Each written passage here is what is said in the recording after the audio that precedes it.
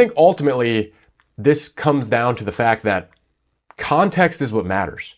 Training always serves two masters. It's always going to serve capacity and our ability to use that capacity, whether I'm just talking weight room or our ability to prepare athletes to actually play on the court or the field or whatever it is.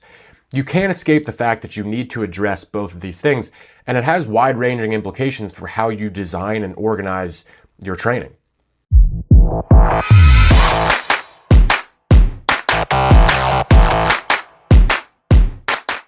Coach, it's humongous. Back again with another idea for you. Dude, I was thinking about this idea that everything we do in sport exists on this continuum between capacity and skill. I think this has like a ton of implications when you can kind of see this conceptually. I'm not going to go into like everything today, but I just wanted to tell you about this thought that I was having on this skill capacity continuum in sport. So I think we consider the fact that everything we do, right, like our actual performance capability, the outcome, like the sport skill, exists on this continuum between capacity and skill. Capacity is like the stuff that's easy to measure, right? It's time to exhaustion, muscle size, power output on a force plate. It's like your hardware, right? On the opposite end of the spectrum are skills. And skills are basically what puts our hardware to practical use. So they're like our software. I think, for example, you can think of things like technique, right? Or body segment timing, efficiency in movement. These things are generally more difficult to measure than our capacities. In like a smart guy physiology sense, I think you can kind of look at this as well as this continuum between morphological adaptation versus neural adaptation on one side, right? You have your actual structural stuff and then your neural components, your nervous system on the opposite end. I think one of the interesting things about this idea too is like even our pure biomotor abilities, whereas we may think that those are solely capacity based, right? Strength, endurance, speed, just our capacity. Even those, as Dan Cleather would say, are a measure of both muscle and mind. So even purely biomotor abilities, while they exist further along on the capacity side of the continuum, you're never escaping the fact that everything we do has two sides to the coin, and that is capacity on one side and skill on the other. I think one of the implications for this is easily exemplified in like the Formula One race car analogy, okay? Because ultimately, our performance in some ways comes down to our skillful ability to put our capacity to good use, right? That's really what our skill is how well can we use our capacity in our sport. So think about it as like a Formula One race car driver. It's not the car that wins the race. It's also not just the driver that wins the race.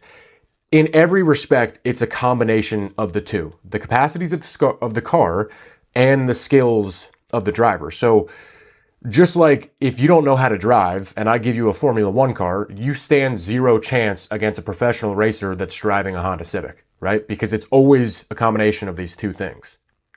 And obviously, like as a strength coach, we're all going to see this show up time and time again. How many people do we see that, how's the saying go? Looks like Tarzan, plays like Jane, right? They might have all the capacities in the world, but they haven't figured out how to actually put those capacities to use in their specific sport. We also see the flip side of this, right? Which is people that by all means, their numbers are not the best of their position group or their sport or whatever it is, but they find a way to just absolutely ball out when it comes to actually playing their sport. They have the skill to use their capacities to a greater degree than other players. So coach, obviously I'm always thinking like, are there practical implications to any of this stuff that I just am like, brainstorming up in my head? And I think there's at least 3 different practical applications to this idea. And when you can understand this concept, you see it show up time and time again in your actual practice as a strength coach.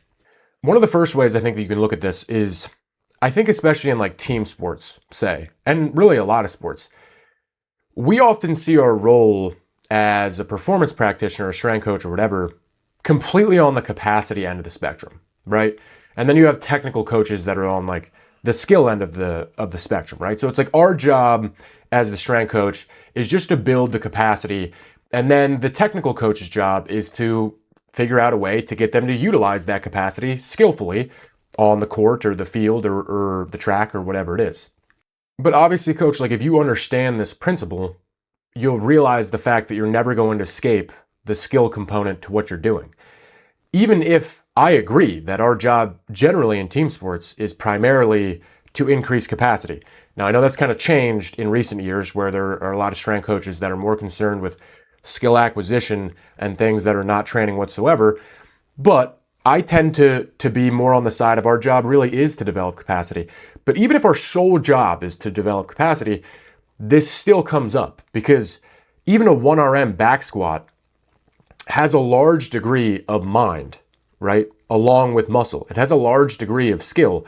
And if I can figure out how to train the skill, then I'm only going to increase my ceiling for further developing capacity. So even as strength coaches, if our sole goal is to develop capacity, it's useful to be able to have this thinking concept that there's always skill involved with everything that we're doing.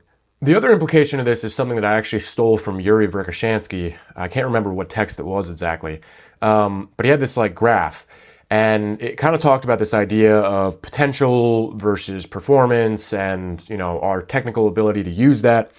But there's basically two things that I found from his work on this.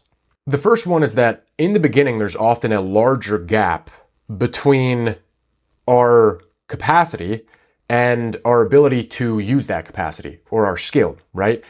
And in a lot of times in strength conditioning, like especially in the beginning, it's always about like, well, you just need to develop muscle size and do all this stuff because they're weak and X, Y, Z, the other. But largely that's where our largest gap is. And it might be useful at those specific times to teach them how to actually use what they currently have, right? Like if your kids wants to enter into a race car competition, right? To go back to the Formula One analogy, instead of being like, dude, we're going to get you a Honda Civic and you have to go out and work to be able to afford a turbo and all this stuff that we're going to add to it. And then you get all these things and then they enter a race competition and they're like, hey, I still don't know how to drive a car, right? Like you need to teach them how to drive. So the fact that there's this large gap in the beginning is just something to think about in the fact of it might be worth just teaching them how to utilize what they currently have instead of just chasing the machinery over and over and over. The flip side of Yuri's work was that eventually capacity could become a bottleneck. So there's a point that you might get to where you become so skillful in your current state that to get any better from a performance standpoint, the only thing that you can actually do is improve your capacity, right? And I think ultimately, this comes down to the fact that context is what matters. Training always serves two masters. It's always going to serve capacity and our ability to use that capacity, whether I'm just talking weight room or our ability to prepare athletes to actually play on the court or the field or whatever it is. You can't escape the fact that you need to address both of these things, and it has wide-ranging implications for how you design and organize your training. So, like I said, despite the fact that it's always going to be two things, this is where it opens up the art of being a strength coach because, again, the context is largely going to determine where do we put the most energy. Is it capacity? Is it skill? Is it a 50-50 balance?